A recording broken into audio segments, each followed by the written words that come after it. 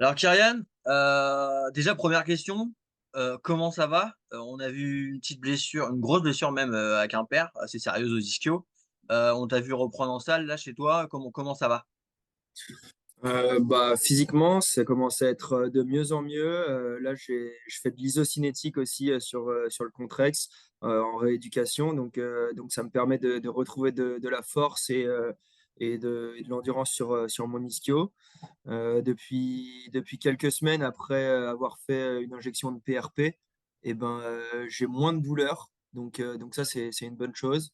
Là, ça se dirige dans le bon sens. C'est sur la bonne voie. Franchement, on fait tout avec l'équipe pour que ça aille le plus vite possible, mais que ça guérisse le mieux possible aussi. Là, j'ai recommencé à courir un peu avec l'haltère-G. Du coup, je peux courir avec 70% de mon poids. Vu que j'ai des bonnes valeurs à l'ISO, je vais pouvoir reprendre la course normale à partir de jeudi, vendredi et j'ai retrouvé le cours déjà un peu depuis une semaine, une demi-heure par jour dans l'axe sans bouger.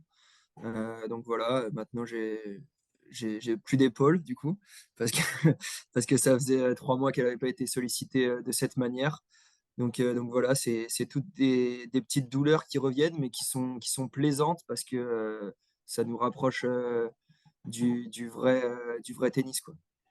Ouais, il faut rappeler que c'était quand même assez violent parce que c'était sur un effort pour aller chercher une balle et ça a été coup de poignard, c'est ça, grosso modo, dans la cuisse. Ouais, ouais, c'est ça. En plus, le mec s'était tordu la cheville quelques jeux avant et du coup, il était pas sûr de continuer.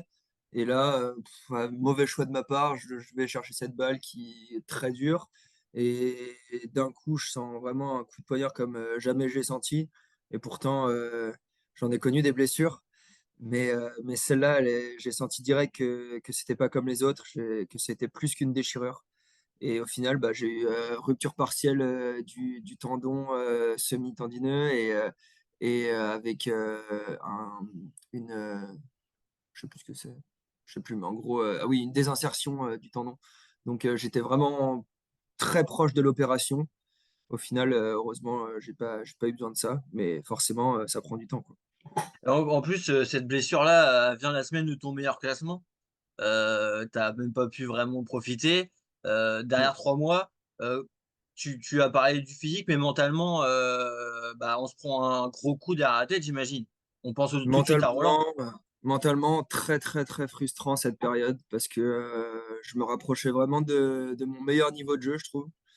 Même en n'ayant pas beaucoup d'entraînement, parce que j'avais été blessé aux abdos à la suite d'Olbia, où du coup j'avais pas pu faire de période foncière, et j'avais pu faire que 2 tournois, j'avais pu faire que Nouméa et l'Australie, et après je me blesse à Quimper, où j'avais un super bon niveau de jeu, je menais 6-1 contre un mec qui joue très très bien, parce qu'il a gagné 125 000 dollars derrière.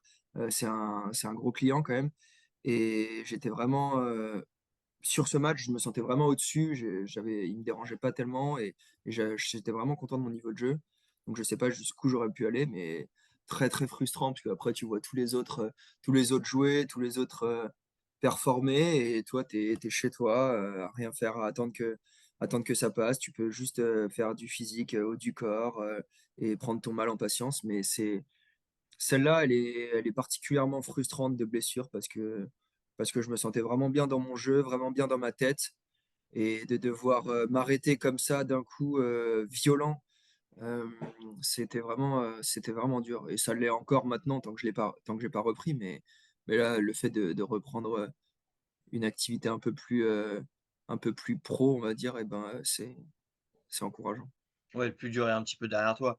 Et donc tu disais, il y avait les abdos, après ton premier titre en plus, en tchal, donc c'est pareil, Ouais. tu es freiné. Est-ce que tu arrives à trouver un peu des explications, on va dire, à ces blessures? Ou alors, c'est pas forcément rationnel, voilà, parce qu'on Bah, faut rappeler juste que tu as pas été épargné toi, depuis le plus jeune âge, quoi. ouais, depuis toujours, j'ai eu énormément de blessures.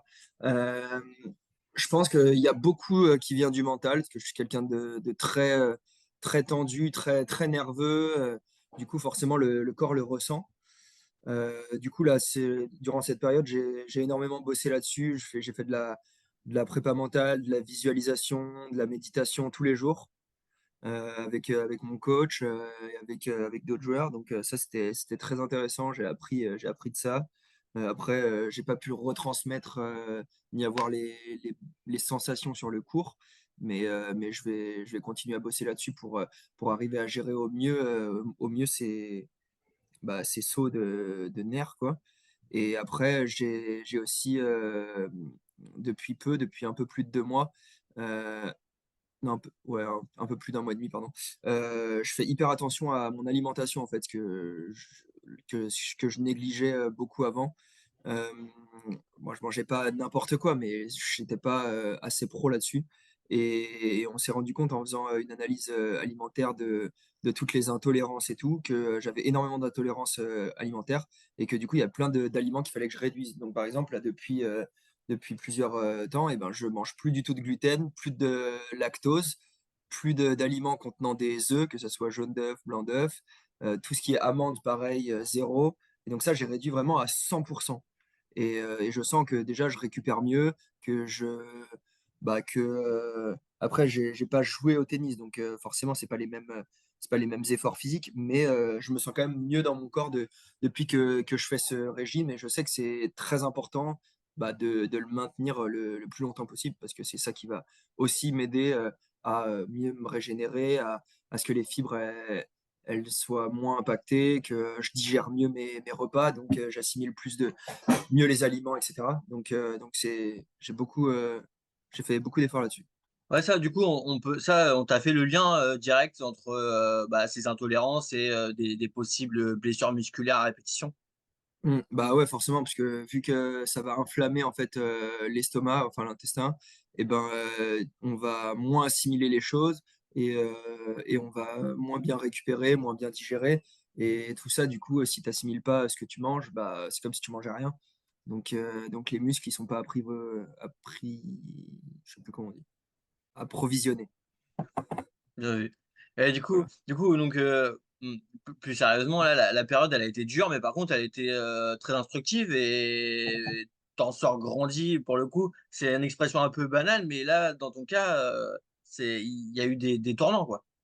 Ouais, c'est ça. Bah, en fait, il faut vraiment prendre chaque chose comme elle arrive. Là, j'ai essayé de le prendre du meilleur côté possible, de pouvoir bosser là-dessus. Après, je te cache pas que c'était très, très dur, enfin, mentalement, d'arriver à le faire tous les jours parce que c'est tellement frustrant de ne pas jouer, d'être limité comme ça. Mais j'ai essayé de me forcer, de faire le max que je pouvais faire, en tout cas, par rapport à ça. Donc c'est pas du temps de perdu non plus. Si j'avais rien fait, là, ça aurait été vraiment du temps de perdu à être blessé. Mais là, j'ai appris d'autres choses, je me suis concentré sur d'autres choses. J'ai développé d'autres qualités sur le haut du corps. J'ai pris de la force. Donc voilà, ça m'a permis aussi de faire ce travail de fond. Mais voilà, donc j'ai pas perdu de temps non plus. Alors, comment tu vois la suite? C'est un contre-la-montre, c'est ce qu'on disait un petit peu avant, c'est un contre-la-montre jusqu'à Roland. Donc, le cut qualif, il sera, si je me trompe pas, ça doit être le 22, Je euh, sais pas du tout, 22 avril, je crois. c'est possible. Bon, comment tu vois un petit peu Roland Garros pour cette année? Bah déjà, je suis pas sûr à 100% de le jouer. Parce que faudra voir, je prendrai aucun risque d'un point de vue physique, Ok, ouais, parce c'est pas que Roland coûte que coûte. bah, c'est Roland si je peux, et si je peux pas, ça sera en fait, j'ai pas envie de jouer Roland et de me blesser et de reprendre 3 mois, quoi. Faut que je sois sûr de vraiment pouvoir jouer. Après, je m'en fous d'être prêt tennistiquement. Ça, j'ai aucun problème là-dessus. Je sais que j'aurai pas d'attente. J'ai aucune attente sur les tournois qui vont arriver.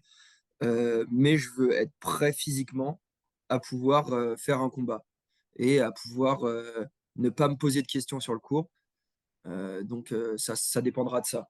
Après, mon niveau de jeu sera pas à la hauteur d'avant. Ça, il n'y a aucun doute là-dessus. Et c'est normal et je suis tout à fait au clair avec moi là-dessus. Il n'y aura pas de souci là-dessus. Mais tant que je suis prêt physiquement, c'est le plus important. Du coup, niveau timing, est-ce que tu peux nous en dire un peu plus? Donc c'est jamais très précis forcément puisque, c'est aussi au niveau des ça dépend des sensations. Mais, comment tu vois ça? Comment tu vois le retour en compétition, au Bah, niveau timing? là, ce qu'on s'est dit avec mon équipe, c'est que, là, du coup, on va recommencer à courir à partir de fin de semaine. En fonction des sensations, on va recommencer à mettre un peu de déplacement sur le terrain. Parce qu'en plus, ça va être sur terre battue. Enfin, là, je reprends sur dur parce que les terres battues sont pas prêtes encore. Mais du coup, ça va être encore plus, ça va demander encore plus sur les adducteurs, sur les ischios, vu que c'est sur terre battue. Donc, on va essayer de reprendre les déplacements un peu contrôlés et au fur et à mesure des sensations, au fur et à mesure du temps, essayer des déplacements un peu moins contrôlés, un peu plus violents. Et voilà, jusqu'à arriver à pouvoir être à 100% sur le cours. L'objectif qui serait, enfin, qu'on s'est fixé, c'est de pouvoir jouer la semaine avant Roland.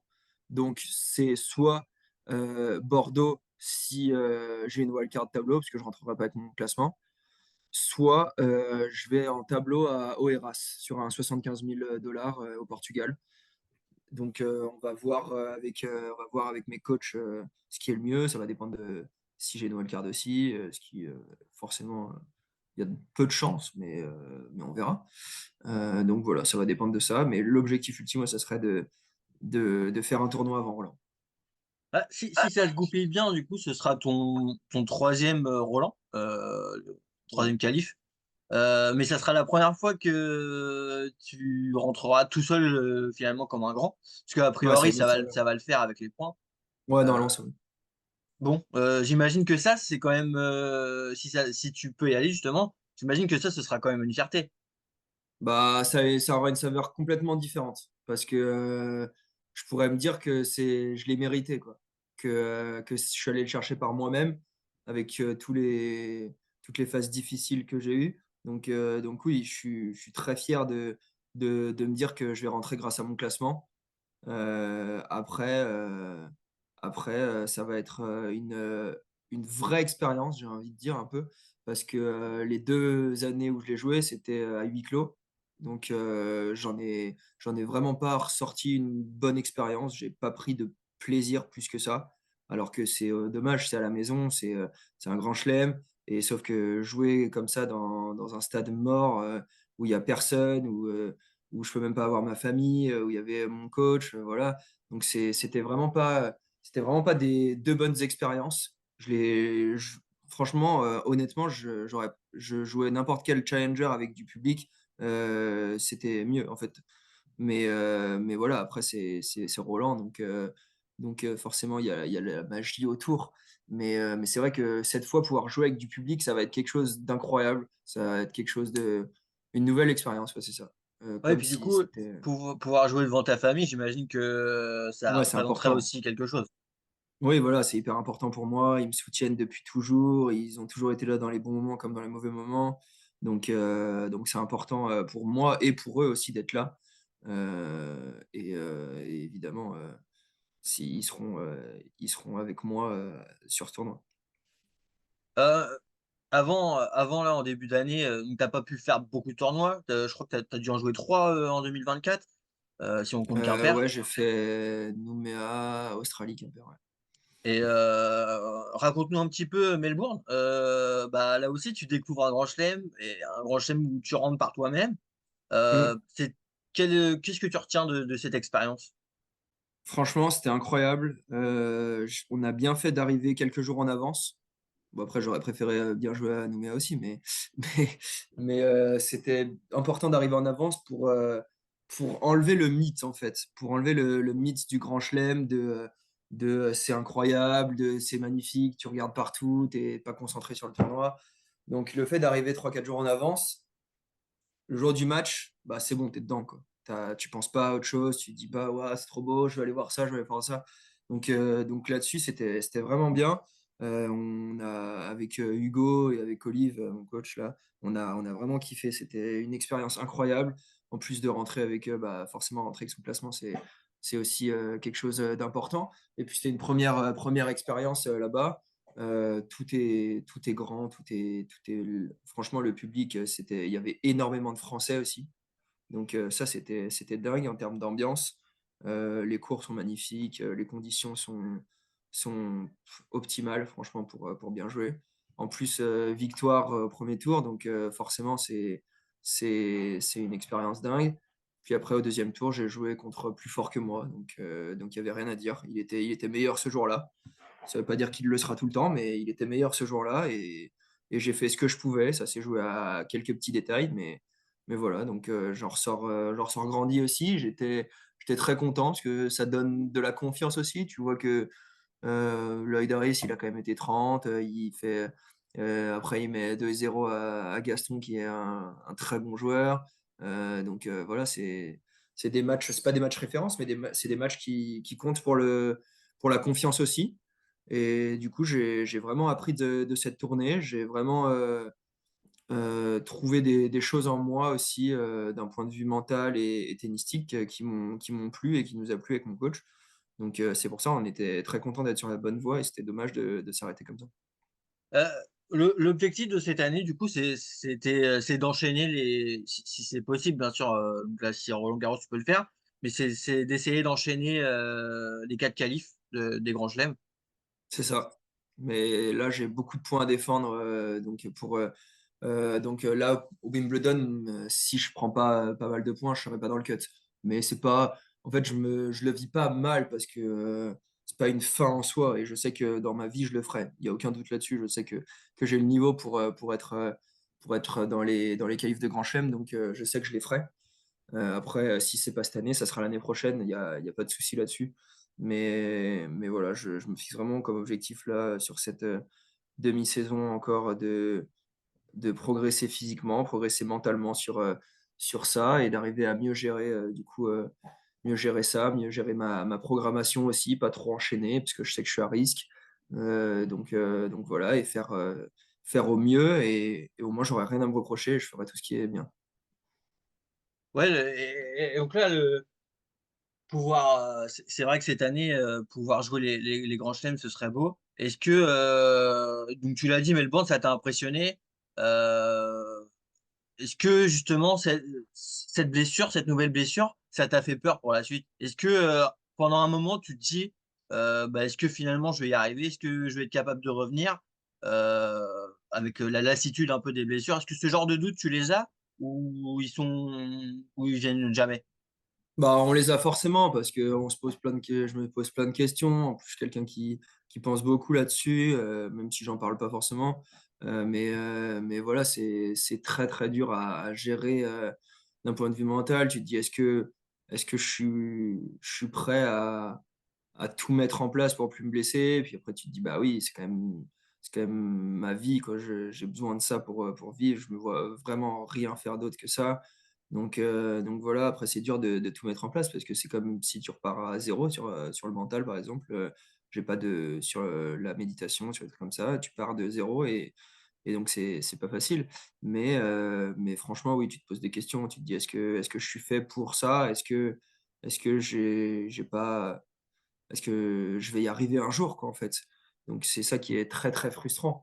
Après, forcément, il faut relativiser et se dire que tout le monde a été blessé, qu'il faut faire que malgré tout, j'ai jamais mis tout en place pour ne pas être blessé.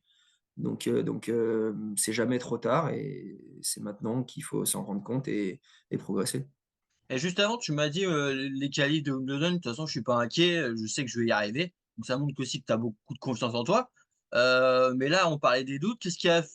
Comment se passe la transition? Qu'est-ce qui a fait que, bah, finalement, les doutes, ils sont balayés et que la confiance en toi arrive à revenir, comme ça? Est-ce que c'est la Bah, famille, tes coachs? oui, la famille, les coachs, forcément ça a un impact. Après c'est personnel aussi. Je sais que sur les derniers tournois, j'avais largement le niveau pour battre des très bons joueurs. Je sais que si j'arrive à régler, des choses mentales, j'ai largement le niveau pour être dans les 100 meilleurs mondiaux. Donc voilà, après, oui, forcément, c'est une question de confiance, mais c'est une question de réaliser aussi de quoi on est capable et de pas avoir peur de ça. Je sais que je peux faire bien mieux que ce que je fais pour l'instant. Donc, heu, donc voilà, après, on a toujours ça dépend des jours. Il y a des jours où tu doutes, il y a des jours où tu as confiance. Donc forcément, il faut arriver à garder le positif le plus possible. Mais je sais que ça m'a fait réaliser de quoi j'étais capable, donc j'ai confiance sur ça, en tout cas. Quels objectifs tu t'étais fixé, quand tu as lancé l'année là, en l'année 2024 en janvier? Bah, de faire les 4 grands chelems et de monter, le plus rapidement possible dans les 100. OK, et là, du coup, tu est-ce qu'avec, une blessure de 3 mois, on réactualise un peu les objectifs ou on garde ce cap-là bah, et tenter, Ouais, parce que non, ça te moi je paraît garde toujours cohérent? ouais, c'est ça fait partie des objectifs, c'est pas parce que j'ai été blessé que ça m'empêche de le faire. Je sais que j'en suis capable, donc ça peut aller vite, hein, ça peut aller très vite dans un sens comme dans l'autre. Il y a pas de raison, je me ferme pas les portes, sur, ces objectifs, pour, jusqu'à la fin de l'année, en tout cas. Alors, juste pour conclure, il y a 2 ans, la dernière fois qu'on avait eu une interview avec toi, tu nous avais parlé, forcément un peu de tes rêves, et tu avais parlé du top 10, que pour toi, c'était vraiment quelque chose qui te marquait. Est-ce que c'est toujours le cas? Est-ce que 2 ans plus tard, bah, tu as toujours ce rêve-là, toujours intact? Ouais, ça a pas bougé. Après, je me suis, on a mis les objectifs au clair avec mon coach. On est vraiment au clair sur tous les objectifs. On essaye de se concentrer vraiment sur des objectifs sur court, moyen terme pour arriver à se les représenter assez facilement et pour pouvoir, se remettre en question, si jamais, c'est pas atteint. Mais forcément, ça reste forcément dans un coin de ma tête, tout le temps.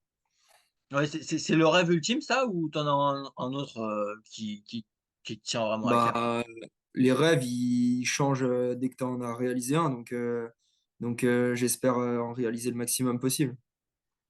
Bah, écoute, c'est tout ce qu'on va te souhaiter, et surtout on va te souhaiter bah, que tout se passe bien là dans les prochaines semaines, que tu puisses monter en puissance et puis, bah, enchaîner à partir de mi-mai, avec Roland et puis, Wim dans la foulée. Ouais, bah, merci beaucoup, j'espère aussi.